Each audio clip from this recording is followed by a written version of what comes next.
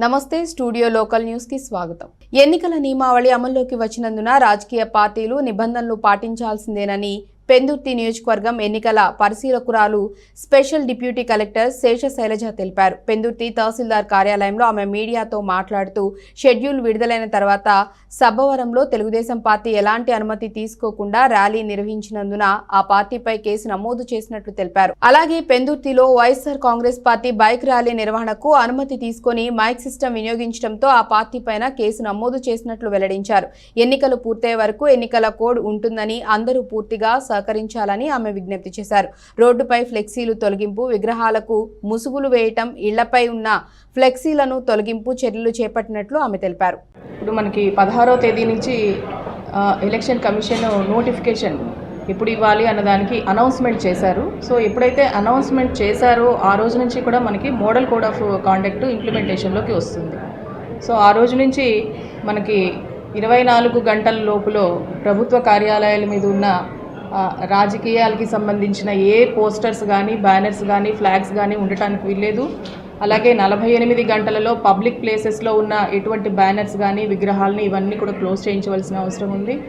అలాగే 72 గంటల్లో private houses మీద ఉన్నవి, వ్యక్తిగతంగా వాళ్ళ ఇళ్ల మీద ఉన్నవి కూడా తీయించవచ్చు. అంటే దాంట్లో వాళ్ళకి వ్యక్తిగతంగా పెట్టుకునేటప్పుడు మా ఇంటి మీద ఉంచండి అని చెప్పి వాళ్ళు సమ్మతిస్తే మనం ఉంచవచ్చు. సో అలాంటి కారణాల చేత ఇప్పుడు ఎంసీసీ అనేది మనకి ఇంప్లిమెంటేషన్లోకి వచ్చింది. అలాగే ఈ టైంలో ఏదైతే మోడల్ కోడ్ ఇంప్లిమెంటేషన్ ఉన్న టైంలో ర్యాలీస్ కానీ, లేకపోతే మీటింగ్స్ కానీ ఎటువంటివి చేసుకున్నప్పటికీ కూడా పొలిటికల్ పార్టీస్ అందరూ కూడా మన దగ్గర నుంచి పర్మిషన్స్ తీసుకోవాల్సిన అవసరం ఉంటుంది. అయితే వచ్చిన రోజున అంటే నిన్న వీళ్ళు ఒక 2 పార్టీలు వాళ్ళు సభవరంలో ఒకటి జరిగింది, టీడీపీ పార్టీ వాళ్ళు ర్యాలీ చేసుకున్నారు. కాకపోతే అది మనకి పర్మిషన్ తీసుకోలేదు కాబట్టి అది ఎంసీసీ వైలేషన్ కింద వచ్చింది. దాన్ని మేము కేసు కూడా ఫైల్ చేయించి ఎఫ్ఐఆర్ ఫైల్ చేయించడం అయింది.